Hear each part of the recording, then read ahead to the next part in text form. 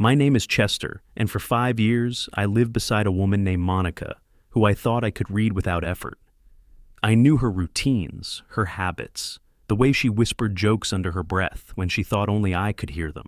Our marriage wasn't dramatic or chaotic. It was steady, predictable, solid enough that I didn't question anything she said or did. Looking back now, I realize certainty can be its own kind of blindness.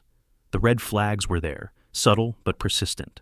Monica had always been protective of her phone, angling it away when notifications came through. She thrived on male attention in ways that made me uncomfortable, but that I rationalized as harmless flirtation.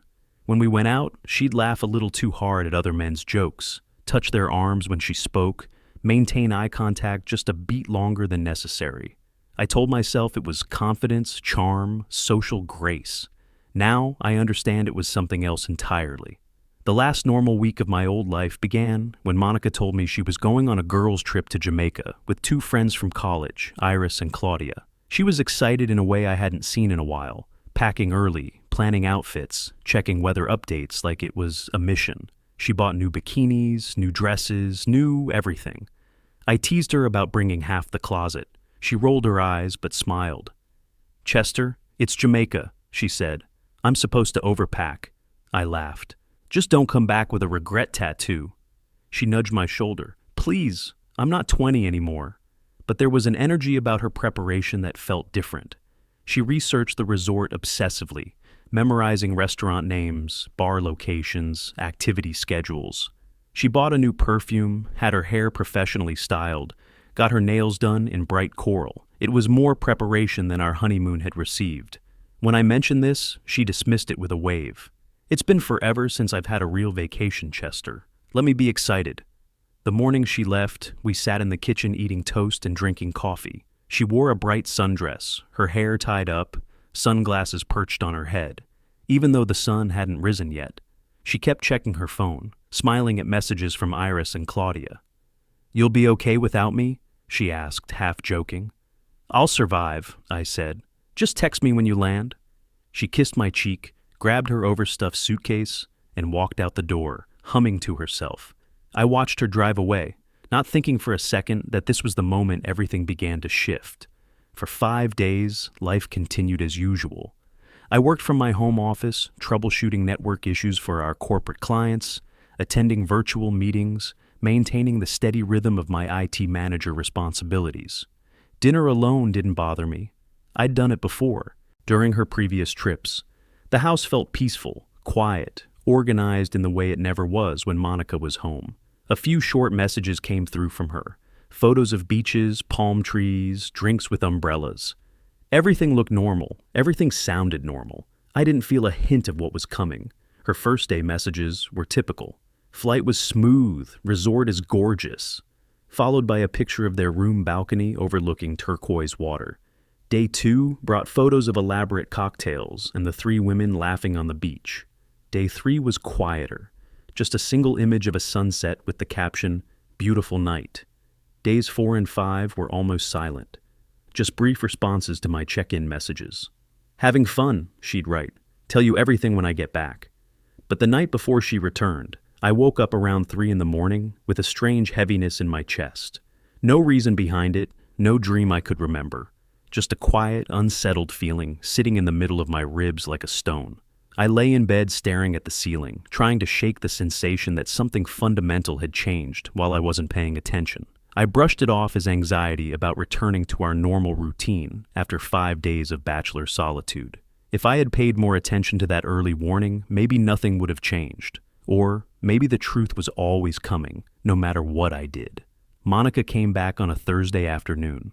She walked in smelling like sunscreen and airport soap, wearing a loose shirt and braided hair. Her skin was golden from the Caribbean sun, her movements slightly sluggish from the travel fatigue. She hugged me, but it felt brief, almost rushed, like she needed to get it over with, rather than savor the reunion. "Trip was great," she said quickly. "I'm exhausted, though. Long flight and layover in Miami." She didn't look exhausted. She looked unsettled, like someone carrying a secret too heavy for casual conversation. At first, I told myself she was just tired from travel. Jet lag can make anybody weird, distant, emotionally off balance.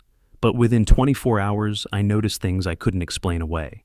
She kept her phone glued to her palm in ways that went beyond her usual attachment. She typed fast, then locked the screen before I could walk close enough to see. She changed her phone password that same night, claiming she'd been hacked and needed better security. I didn't mention it, but I saw the way she shielded the screen with her hand when notifications buzzed, the quick glances she'd shoot in my direction to see if I was watching. Small things piled up like evidence in a case I didn't want to build.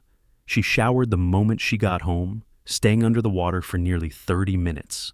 Not just once, but 3 separate times in the first day, as if she was trying to rinse off the entire trip, scrub away something that wouldn't wash clean with soap and hot water. She didn't tell any stories about Jamaica. Usually, she talked for hours after traveling, describing every little moment, every funny interaction, every beautiful sight. This time, silence.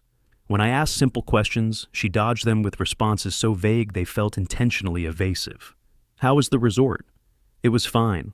What did you guys do most nights? Nothing special. Nothing special in Jamaica? I asked, half laughing at the impossibility of such a claim. Her eyes flicked up for a second, then down again. Just girl stuff. Why do you need the details? The tone hit me harder than the words. There was defensiveness in her voice, an edge I'd never heard directed at me before. I leaned back in my chair. I was just asking. Well, don't interrogate me, she snapped, her voice sharp enough to cut through the comfortable atmosphere we'd built over 5 years of marriage. I stared at her. Monica never talked to me like that. Not once in our entire relationship had she used that tone, that word. Interrogate. As if my casual interest in her vacation was somehow invasive, threatening, unwelcome. She must have realized it too, because she sighed and turned away from me, her shoulders sagging slightly. Sorry, I'm tired, she murmured, but the damage was done. The word hung in the air between us like smoke from a fire that couldn't be extinguished. But it didn't stop there. She went to bed early that first night, claiming exhaustion but lying awake for hours, tossing and turning like someone wrestling with thoughts too heavy for sleep. She woke up before me the next morning, something that never happened. Monica was not a morning person. For 5 years, I'd been the one to start the coffee, to shower first, to ease into the day while she slowly emerged from under the covers. Now she was dressed and moving around the house before my alarm even sounded. She stepped outside to take calls, always claiming they were from Iris or Claudia, but her voice sounded nervous rather than friendly, strained rather than relaxed. I could hear fragments through the window. I know, and what am I supposed to do? And once clearly, he can't find out. When she came back inside and I asked if everything was okay, she'd smile too brightly and say, everything was fine, just vacation planning for next year or some other transparent excuse. Every day brought another gap, another shift, another piece of her I didn't recognize. Still, I didn't accuse her of anything. I didn't raise my voice. I didn't push for answers she clearly wasn't ready to give. I just watched, documented mentally, tried to piece together the puzzle of who this woman was who looked like my wife but acted like a stranger. And the more I watched, the more obvious it became. The woman who had walked back into my house wasn't the same one who had left for Jamaica. The first real crack appeared a week after she got back. Monica started getting nauseous in the mornings. Not a mild stomach flip or the occasional queasiness that comes with stress or dietary changes. I'm talking about full-on rushing to the bathroom nausea, the kind that doubles you over and leaves you pale and shaking. At first I thought it was a bug, maybe something she'd eaten on the trip. Food poisoning can linger, and Caribbean cuisine might not agree with everyone. But the sickness didn't pass. It got worse every day. One morning, I heard her gagging behind the closed bathroom door, the sound sharp and violent in the quiet house. When she came out, her face was pale, and her hair was sticking to her forehead with sweat. Dark circles had formed under her eyes, and she moved with the careful deliberation of someone trying not to trigger another wave of nausea. "You okay?" I asked, genuine concern overriding my growing suspicions. "Yeah," she said too quickly, avoiding my eyes. "Just adjusting back to regular food. My stomach's been sensitive since Jamaica." I nodded, but she wouldn't meet my gaze. She went straight to the bedroom and lay down without another word, curling up on her side, with one arm wrapped around her middle. I brought her water, crackers, ginger ale, all the things you're supposed to offer someone who's sick. She accepted them gratefully, but still wouldn't look directly at me, as if eye contact might reveal something she wasn't ready to share. Over the next few days, she became increasingly tired, easily irritated, and strangely emotional. She would tear up during television commercials, snap at me for leaving dishes in the sink, then apologize profusely for overreacting. She pushed her dinner away night after night, claiming she couldn't stand certain smells. The scent of cooking meat made her gag. Coffee, which she had always loved, suddenly revolted her. She started wearing looser clothes, flowing tops, and elastic waist pants that she claimed were just more comfortable after all that rich vacation food. I didn't say anything out loud, but inside my mind, questions were stacking up like bricks in a wall. The timeline was becoming impossible to ignore. The behavioral changes, the physical symptoms, the defensive attitude about Jamaica. It was all pointing toward a conclusion I didn't want to reach, but couldn't avoid. Then came the night everything crystallized into undeniable truth. Monica had fallen asleep early again, exhausted by whatever internal battle she was fighting. I went to the laundry room to toss in a load of her clothes from the Jamaica trip, items she'd been avoiding dealing with since her return. When I checked the pockets of her jeans, something small and folded slid out between my fingers. A wrinkled receipt from a bar. Not unusual in itself, people keep receipts, especially from vacation spots as souvenirs or for expense tracking. But this one wasn't from just any bar. It was stamped with the name of a resort establishment in Jamaica, dated during her trip, and on the back, written in blue ink and handwriting I didn't recognize, was a name I had never heard before. Keon. Just the name, nothing else. No last name, no phone number, no context. Just Keon in careful script that suggested intimacy, familiarity, connection. I stood there in the laundry room for what felt like hours, but was probably only minutes, turning the receipt over in my hands again and again. I tried to construct innocent explanations. Maybe Keon was a bartender who had been particularly friendly. Maybe he was another guest they'd met in passing. Maybe he was a tour guide or hotel staff member who had provided excellent service. But none of those explanations required his name to be written on the back of a receipt that Monica had carefully saved and carried home in her pocket. I didn't wake her that night. I didn't storm into the bedroom demanding answers or wave the receipt in her face like evidence in a trial. Instead, I folded it exactly the way I had found it, slid it back into her pocket, and started the washing machine. The next day, her nausea got worse. She snapped at me for asking if she wanted tea, something that had been a daily ritual between us for years. She wouldn't let me near her phone, physically turning away when notifications came through. She avoided any physical closeness, flinching slightly when I brushed against her in the kitchen or tried to put my arm around her on the couch. That's when the thought hit me with crystalline clarity. Not loudly, not dramatically, just a quiet, solid possibility dropping into place like the final piece of a puzzle I hadn't realized I was solving. Something happened in Jamaica. And whatever it was, Monica wasn't telling me because she couldn't tell me. 2 weeks after Monica came home, the tension in the house felt like it had physical weight, pressing down on conversations before they could start, making simple interactions feel loaded with unspoken meaning. She moved around quietly, avoiding me, avoiding conversation, avoiding anything that looked like honest communication. Her nausea kept getting worse, and she was sleeping more than I'd ever seen her sleep, sometimes 14 or 15 hours a day. One evening when she pushed her dinner away untouched and held her stomach like something inside was causing her pain, I finally said what we were both thinking, but neither of us had voiced. "Monica, you need to take a test." The words came out calm, matter of fact, but they landed in the room like a bomb with a slow-burning fuse. She froze completely, not annoyed, not confused, but genuinely frightened. Her face went pale, and I could see her pulse jumping in her throat. "I don't need a test," she whispered, but her voice shook as she said it. "You've been sick for days," I replied, keeping my tone level and reasonable. "You missed your period." Her eyes snapped toward me with an expression I'd never seen before, something between panic and rage. "Why are you tracking my body? That's controlling behavior, Chester." "I'm not tracking your body," I said quietly. "I'm tracking the calendar that hangs in our kitchen, the same calendar you've marked your cycle on for 5 years. The logic of it seemed to deflate her anger slightly, but not her fear. She stood up from the table, pacing in front of me like a caged animal looking for escape routes.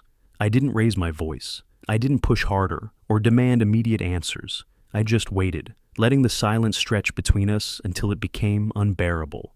After what felt like an eternity, but was probably only a minute, she grabbed her car keys from the counter. "Fine," she said, her voice tight with resignation. "I'll go get one." "No," I answered, reaching into the cabinet beside the sink. "I already bought one." The silence that followed was louder than any argument we could have had. She stared at the small box when I placed it on the counter between us, as if it was something dangerous that might explode if handled incorrectly. Her hands shook slightly as she picked it up, and for a moment I thought she might cry. Then she took it without another word and walked to the bathroom, closing the door quietly but firmly behind her. 5 minutes felt like 5 hours. I sat at the kitchen table, staring at the closed bathroom door and trying to prepare myself for whatever came next. Part of me hoped I was wrong, that stress from work or travel or some minor illness was causing her symptoms. But a larger part of me already knew what those 2 lines would show, had known since the moment I found Keon's name written on that receipt. When the door finally opened, she didn't speak. She simply held the test out in her hand, arm extended like she was offering evidence in a trial. 2 lines, clear, unmistakable, definitive. She sat on the edge of the couch and covered her face with her hands, but she wasn't crying. She was just sitting there, breathing carefully, like someone trying to hold her entire world together through conscious effort. I didn't sit next to her. I stayed standing, maintaining the physical distance that had become emotional distance over the past 2 weeks. "We need a doctor's appointment," I said. "We have to know exactly how far along you are." "I already know," she whispered into her hands, but I kept my voice steady and insistent. "The doctor will confirm it. We need dates." 3 days later, we were sitting in an exam room while Dr. Peterson typed calmly at her computer. She was a woman in her 50s who had been Monica's gynecologist for years, professional and thorough in the way that inspired confidence. She looked at the ultrasound screen, made some measurements, checked her calculations twice, then turned to us with a smile. "Based on what I'm seeing here," she said, pointing to the grainy black and white image on the monitor, "you're exactly 7 weeks pregnant. Conception would have been around 7 weeks ago, give or take a few days." I didn't blink, I didn't breathe, I didn't move a single muscle as the math arranged itself in my head with mathematical precision. Monica had left for Jamaica exactly 7 weeks earlier. Not 6 weeks, not 8 weeks. 7 weeks. The timeline was perfect, unbreakable, damning in its exactness. The truth didn't leave room for interpretation, doubt, or hope. On the drive home, Monica kept her hands folded in her lap, staring out the passenger window at the passing scenery as if she could find answers in the suburban landscape. She didn't cry. She didn't try to explain. She just sat there, chewing her bottom lip in a nervous habit I'd noticed developing since her return from Jamaica, like she was physically holding her secrets inside with her teeth. When we pulled into our driveway, I finally spoke the question that had been building in my throat for 2 weeks. "Tell me," I said quietly, not looking at her, but keeping my hands on the steering wheel. "Who is Keon?" Her breath caught audibly. She turned to look at me with an expression I had never seen on her face before. Complete surrender mixed with terror and exhaustion. For a moment, I thought she might try to deny it, claim she didn't know what I was talking about, demand to know where I'd heard that name. Instead, she just nodded slightly, like someone finally acknowledging a truth too heavy to carry alone. "He was a bartender I met at the resort," she said, her voice barely above a whisper. "And it happened, not once, 3 times during the trip. I'm sorry, Chester. I'm so sorry. I felt alive with him in a way I hadn't felt in years, like I was someone else, someone more interesting, more desirable." She said the words, but nothing about them changed the fundamental truth sitting between us in the car. The child wasn't mine, and our life as I knew it had just ended. I sat there for a moment, processing not just her confession, but the careful way she'd phrased it, the details she'd chosen to include. 3 times. Not a single moment of weakness, but a deliberate pattern of choices made over multiple days. After her confession, Monica waited for me to explode. She watched me like she expected something loud enough to match the magnitude of what she had done. Yelling, accusations, dramatic confrontations. But I didn't give her any of that. I just went quiet. a silence she couldn't read or interpret or manipulate. She followed me from room to room for the rest of the evening, talking fast, apologizing, trying to create explanations that sounded less damaging than the truth. It wasn't planned, Chester. I was drinking more than usual. It didn't mean anything at first, but then I felt something I haven't felt in years, like I was young again, desired, alive in ways I'd forgotten were possible. She kept circling the same explanations, hoping one of them would soften the truth or provide a foundation for forgiveness. I didn't argue with her reasoning. I didn't comfort her guilt. I didn't attack her character. I simply nodded occasionally and listened like I was studying a stranger, because that's exactly what she had become. Later that night, when she finally cried herself to sleep, I sat in the living room with my laptop and opened a private browser window. I searched for the best family lawyer in the area, reading reviews and credentials with the same methodical attention I brought to network troubleshooting at work. The name that kept appearing was Lawrence Parker, a family law specialist with 23 years of experience and a reputation for handling complex divorces efficiently. The next morning, while Monica was in the shower, I stepped outside and called his office. I kept my voice calm, steady, factual, as I explained the situation to his receptionist. He could see me that afternoon. "Bring any documentation you have," she said. "Financial records, evidence of infidelity, medical confirmations." I told her I would.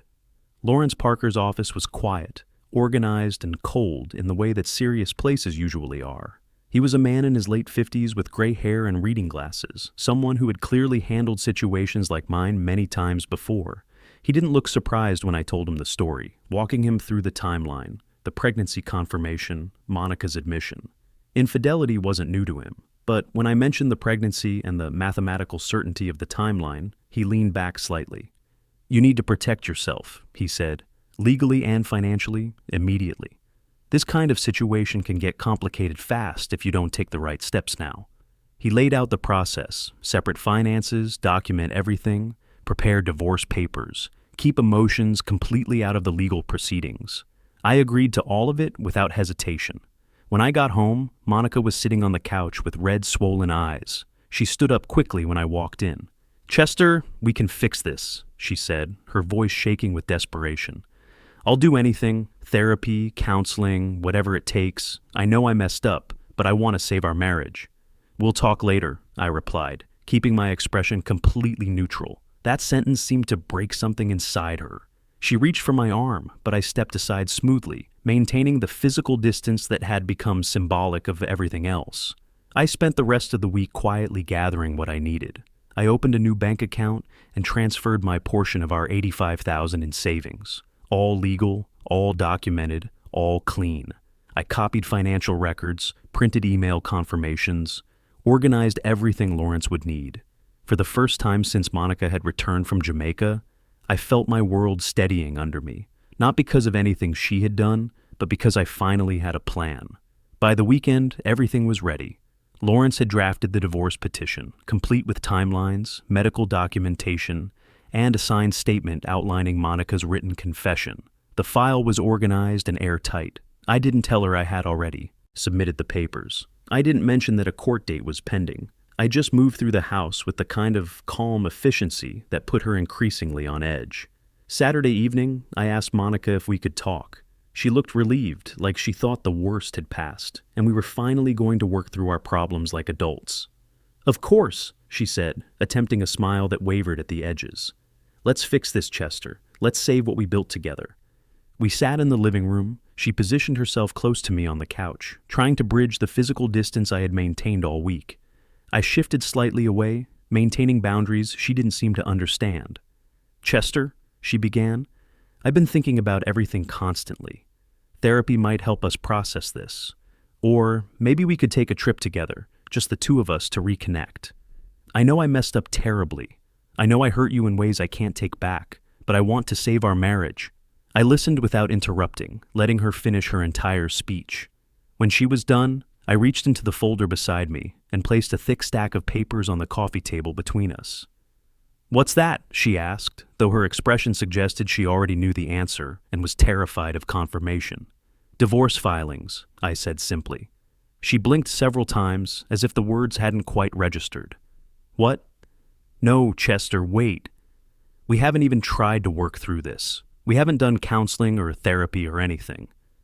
I'm not interested in repairing something that died in another country, I replied. I won't pretend this is recoverable. She covered her mouth with both hands, shaking her head frantically. We can get past this. I swear I'll do better. I'll be completely transparent. I'll give you my phone, my passwords, everything. It was just 3 nights of weakness. Monica, I said quietly, this wasn't weakness. A mistake is dropping a glass. This was a series of deliberate choices. Her tears came fast and hard. She reached for my hand, but I didn't offer it. I already filed, I continued. All communication goes through Lawrence now. I'll be leaving soon. You can't just walk away, she cried. Chester, please don't do this. Don't throw away everything we've built together. I'm not throwing anything away, I said. You did. For a long moment she stared at me, breathing hard, like her body was trying to hold together something that had already shattered. Is there someone else? She whispered. Is that why you're doing this so calmly? No, I answered.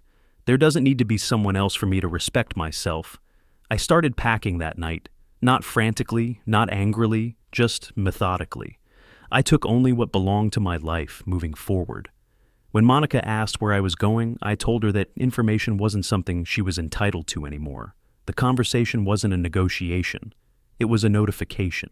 6 months later, I heard, through my friend Holden, that Monica was struggling as a single mother. Keon had vanished completely when she tried to contact him about the pregnancy. She'd moved back with her parents, working part-time while raising a child she couldn't afford. Iris and Claudia had distanced themselves, carrying their own guilt about the trip and their roles in enabling her choices. As for me, I was cautiously dating again, learning to trust my instincts and building something new on the foundation of hard-earned wisdom. The vindication I felt wasn't about revenge. It was about choosing self-respect over comfort, truth over convenience. If there's anything I learned, it's this. I used to believe stability came from knowing the person beside me. Now I know it comes from knowing myself and refusing to compromise my values for anyone else's choices. I walked away from the wreckage, and the peace I found was worth everything I left behind. Thank you for watching.